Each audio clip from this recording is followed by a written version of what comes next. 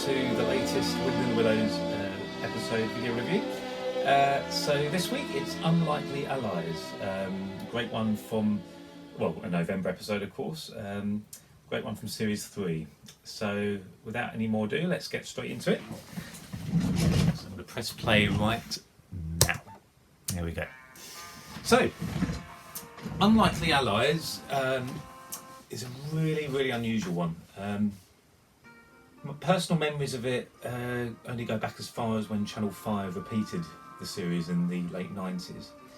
I know it was released on video, the Labyrinth and Other Stories video, and I was always intrigued by it, but I think I've said before, never got that video till after I'd seen it on TV.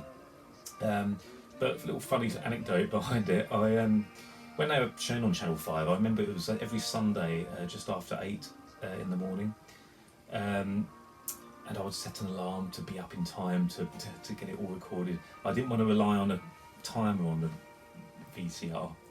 I wanted to record it myself, but I learned that I should have set a timer just in case. And I learned the hard way with this episode because I missed it. I never forget that Sunday. I woke up like this, and I just knew I missed it. I knew it was late. I checked the time, and it was something like 8:30 or 9 o'clock or something. Oh, and I was beating myself up because I really wanted to see this one. And I kept thinking, no, I'm going to get all episodes except this one. There was some comfort in knowing it was released on video and out there, but at that time, in the late 90s, you know, I don't think it was eBay even around then. I don't think it was it? No, it wasn't at all, was it? It was way before that. So yeah, but thankfully Channel 5 repeated the series, and I managed to get it. And this time I think I set like 2 or 3 alarms, so I managed to get them, and I set the time wisely on the VCR. So when I finally saw it, I loved it. I thought, God, this is such an unusual one. It's very unusual that we open in the Weasel's Den. Notice the title's just then very grey opening to it, and the whole episode is very grey on many levels. Some beautiful animation in it. I mean, this is series 3 and it's a Jackie Cockle episode, and we've got Paul Berry animating on this. It always bothered me that the henchman's head almost goes out of frame there. You kind of really want to just lift the camera up a bit. But look at that's the henchman really standing up for himself, and I always thought that was so unusual when you think of particularly some of the later episodes in series 5, how the henchman is his usual sort of wimpish self, doesn't stand up for himself, but in this one he really does.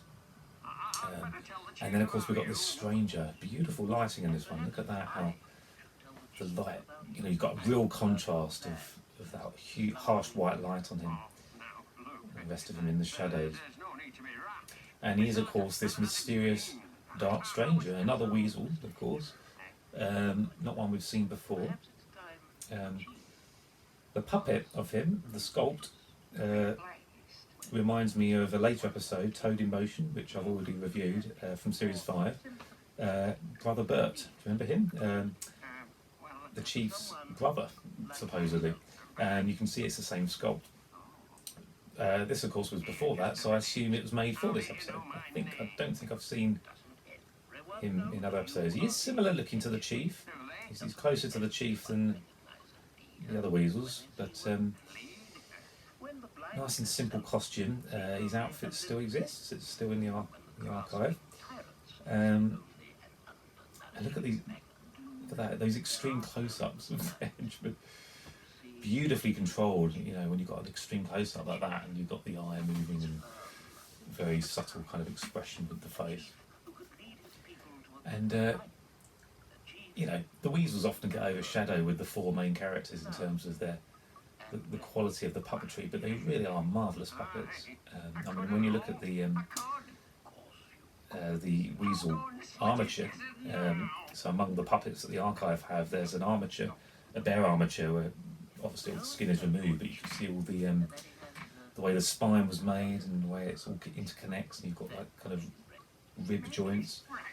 It's just a little marvel, it really is. And of course all the weasels were the same basic armature, just different sculpts, different sort of head sculpts on each of them. So what's going on here is that mysterious stranger. Oh, before I say that, look at that beautiful sea. What a lovely shot. So I'll say a very grey episode, but then we've got a lovely splash of autumn sunset there. And obviously Ratty and Badger are concerned already that they're lighting fire to haystacks. And it's interesting they're saying it's not the sort of thing they usually go in for, used to go in for.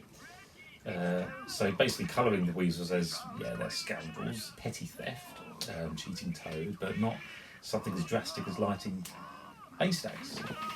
So they're naturally concerned. They think, well, what's going on? And in that previous scene, basically that mysterious stranger is getting the henchman on his side. He's using the henchman to drive the chief out. And there's some really dramatic scenes coming up. The light effect there, the way we've got the spill of light there. I don't think that was intentional. And they probably saw the rushes and thought, oh, blimey, but it's such a big shot to redo, isn't it? That camera move and all this quality animation. But to get the glare like that is basically the way the lights are being positioned.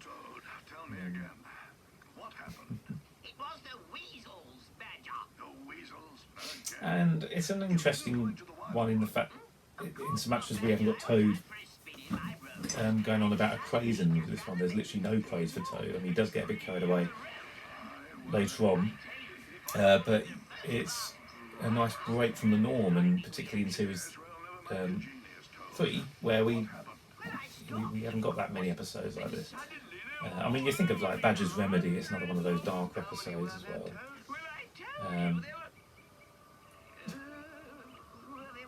And the music here, I don't know if anyone's ever noticed, but it's the same mysterious music that was used in The Pipe at the Gates of Dawn.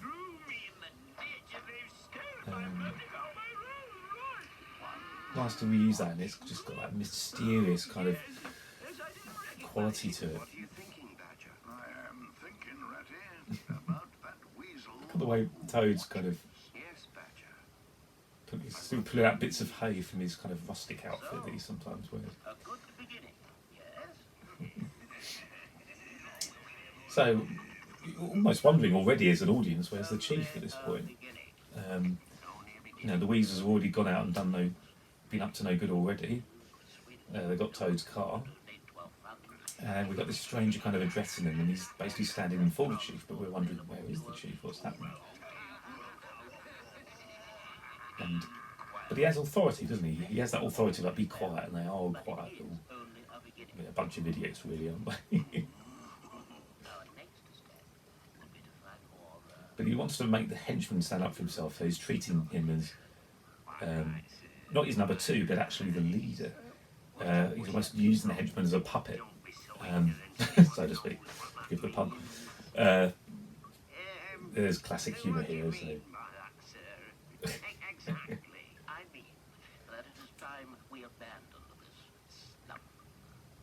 Lovely lip sync in this one as well. Never seen it better than this, really. That combination of the jaw sort of opening and closing, but then you've got these cheekbones, so you can get those different vowels and consonants. A lot of the earlier episodes, it's a bit more up and down. They didn't push the cheekbones quite so much. Here we go, so here comes the chief. Just knocking one weasel out. What's going on here? Who do you think you're at? What is going on? Oh, don't go, my friend. Love that, the henchman just kind of creeping off and thinking, oh god, there's trouble. The way Chief sort of glances back at him there. And it's a really interesting scene because you can feel the Chief sort of getting a bit irritated here. We've crossed the line though, haven't we? The usual 180-degree line rule. He suddenly flipped all the way round there, and I wonder why. Very strange, that didn't work at all, did it, that shot? That should have been the other way around. Anyway.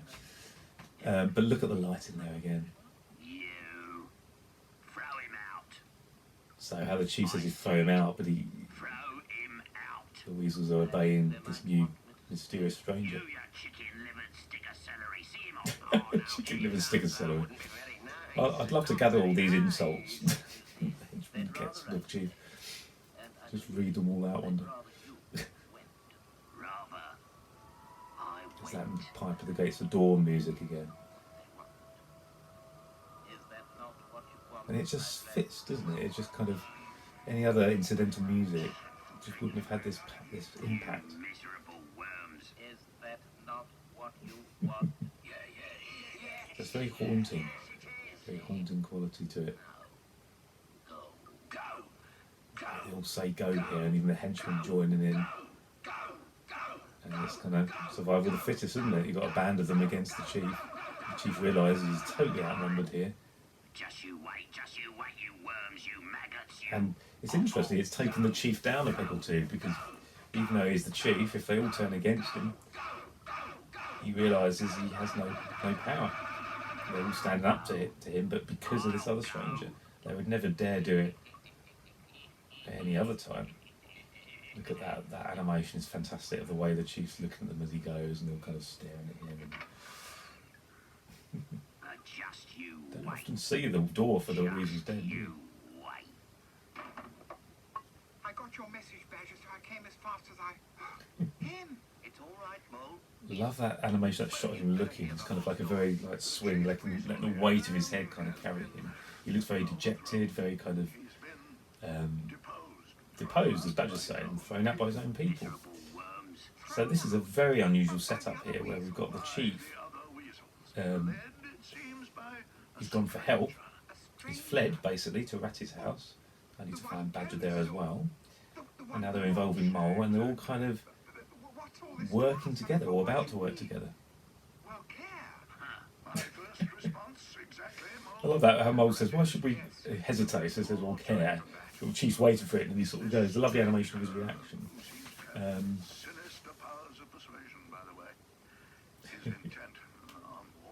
Sinister powers of persuasion, the way Badger puts it. This stranger seems to inhabit. That's right, he wants the blooming lot. He wants to be chief of everything. He's flipping. Now, it's interesting how it's a threat to their homes and everything, and almost preempts the railway coming. But this is a much darker threat, isn't it? I mean, in terms of mystery and this menace is. Ratical's a menace. I love this. So If you don't mind, Mr. Rat. he's got a kind of Well, whatever you call it, in exchange for our help. that lovely animation where he starts reacting as we cut. But the chief has got a kind of soft aspect to his personality, and we do obviously see it from time to time. Even though he's saying he's fought me, he'll skin them and so on, the way he thinks of them as family. Yes, well, that's your business. When the job is done. But now, we must lay our plans. And first of all... I always wonder how the chief got elected as chief. How did that all start? He obviously is the dominant one. He's the one with the brains amongst them all. But now they're being led by this new weasel. But again, the lighting, look at it, it's very interesting. Very similar to when we were in the Weasel's Den. And of course, we're outside Toad Hall now. And I've grumbled about the lighting before, only because, not that you don't have fantastic people on it, of course you do. But they literally said to me it wasn't considered as much of an, I guess, art form as it is now. In other words, it's taken much more seriously now. But I think on this series, it's probably fair to say that they started really experimenting more and pushing things, and you can certainly see it in this episode, where they've really played with these, this contrast and making sure we can see these weasels. But in shots like that, where we just see enough detail, that's necessary, and it's not too overdone, and it's got to be dark because it's a dark episode, with these highlights. Now we've got typical Toad, adds a bit of kind of lightness to it. Look at that beautiful, one of the best shots of Toad that you'll find. Just the energy. Imagine that, when they saw that, when the rushes came through, and they saw that result. I mean, they can rely on Paul Berry, obviously, by this point, but it must have been so pleasing to see that. I mean, again, look at Toad's lip sync here. The way the lips are being used, Ready for the unexpected. coming up in this shot here. Well, anybody can do that. When he says reserve Why couldn't here, I be in reserve? Why couldn't I, Mr. Toad? it's sort of like Shut up. Gormless sort of expression almost he had there. Thank you, Chief. What I believe they'll do is attack The from chief inside smiling the slightly door. there. But the front door is good and stout. And the this is other why is narrow. the title made sense to me in the end. I always thought it was the most unusual title, Unlikely Allies. Exactly, Mr. Mole. Um, And as so they obviously that I was always boom, wondering what it was all about, you know, and I had to wait longer than I thought I would to see it, as I said before. So I was so intrigued by it. One on each side. And they are unlikely allies. I mean, to see doors here. the four friends working with the Chief Weasel, You take the back door, Um, Chief Weasel. Right. Yeah, all clear. Good. it's nice, you know, and part of me thinks, oh, isn't it nice if it just continued like this? And the Chief was kind of one of them in the way that, in respect to kind of being friends and so on, but then you've got to have that contrast, haven't you, of the Weasels? Beautifully framed that shot for us with through some sort of doorway, some sort of arch there. Henchman's still the coward that he always is. Now this is a lovely little sequence, little montage of the Weasels trying to make their way into Toad Hall. Creepy, you've got those creepy sounds.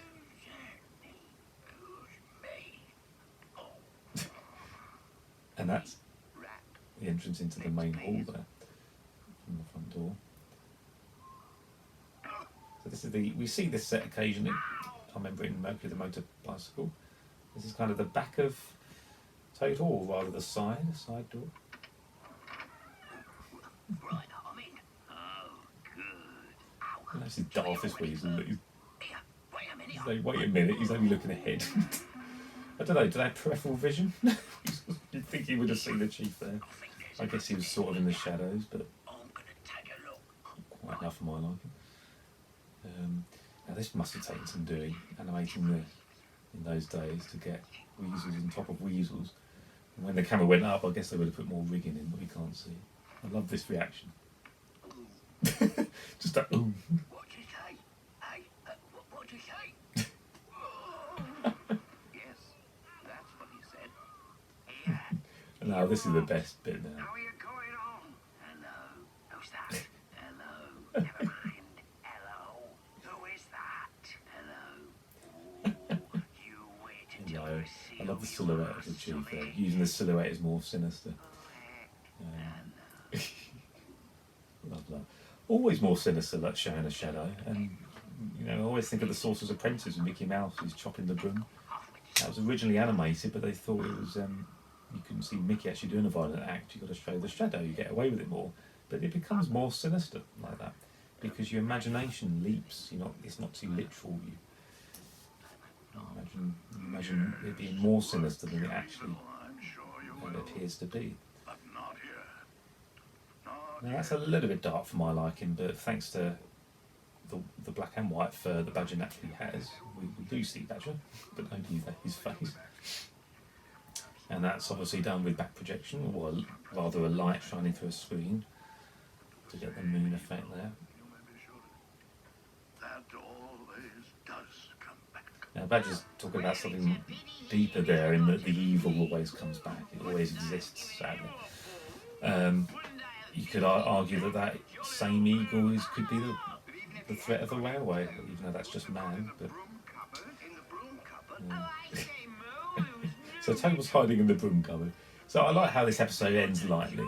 Very dark, very sinister all the way through, and then we've got this light-hearted comic relief with Toad at the end. No, I wasn't. So he doesn't have a Toad as such, but he does it enthusiastic with the idea of kind of fighting off these Weasels, but only because the others are there with him, but he obviously did nothing towards it. So yeah, great episode. It's I suspect it's a favourite of many because I think it's one of those that is so unusual, not a typical one.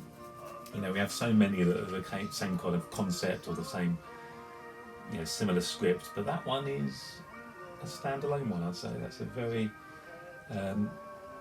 certainly a highlight from series 3, definitely. Let me know your thoughts. Be interested to hear about when you first saw that one. Would that have been frightening as a child? I don't really know.